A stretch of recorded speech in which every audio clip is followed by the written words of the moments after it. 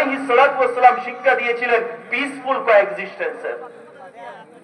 অনেক শিক্ষিত ব্যক্তিরা রয়েছেন এখানে, আমি সবাইকে অনুরোধ করব অন্তত সিরতকে অধ্যয়ন করেন, সিরতকে পড়েন, সিরতের বার্তা সমাজের মধ্যে ছড়িয়ে দেন, আল্লাহ রাসূল আলাইহিস সালাতু ওয়াস সালামের শিক্ষা সমাজের মধ্যে ছড়িয়ে দেন।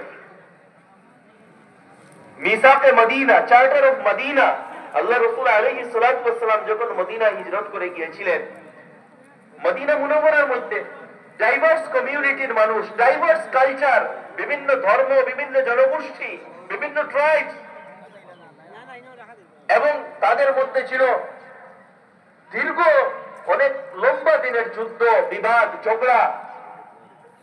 সেই গোত্রগুলোর যারা লিডার, তাদেরকে নিয়ে আল্লাহ রাসূল আলাইহিস সালাতু ওয়াস সালাম বসেছিলেন এবং সর্বপ্রথম লিখিত সংবিধান প্রণয়ন করেছিলেন, যে সংবিধানকে বলা হয় চার্টার অফ মদিনা, মিসাকে মদিনা, মদিনা সনদ, যার মধ্যে 52টা ধারা ছিল। সেগুলো আমি এখানে আলোচনা করতে যাব না। এর মধ্যে সবচেয়ে গুরুত্বপূর্ণ যে ধারা ছিল সেটা ছিল পিসফুল কোএক্সিস্টেন্স। সবাইকে শান্তিপূর্ণভাবে থাকতে হবে।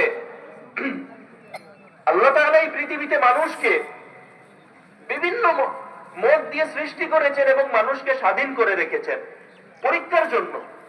পরীক্ষা, এটা আল্লাহর পরীক্ষা।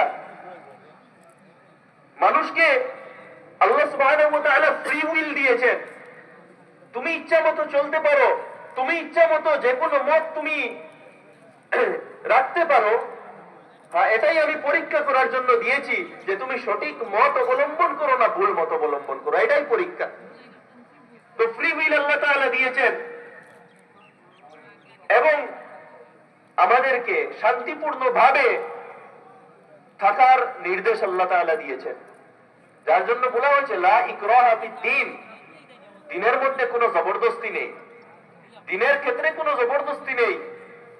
জোরপূর্বক কাকেও কোনো ধর্মের মধ্যে অন্তর্ভুক্ত করানো যাবে না, সম্ভব নয়, জায়েজ নয়। এটা আল্লাহ রাসূল আলাইহিস সালাতু ওয়াস সালামের শিক্ষা এবং এটার নাম ইসলাম। তো আমরা দেখি আল্লাহ রাসূল আলাইহিস সালাতু ওয়াস সালাম যে রাষ্ট্র গঠন করেছিলেন, আমি প্রায় সময় বলি আল্লাহ রাসূল আলাইহিস সালাতু একটি রাষ্ট্র ব্যবস্থা ছিল, যে রাষ্ট্র ব্যবস্থার শাসকরা মনে করত শুধু একই গোষ্ঠী সুপিরিয়র এবং বাকি যারা গোষ্ঠী তাদেরকে কষ্ট দাও, তাদেরকে বিতরণ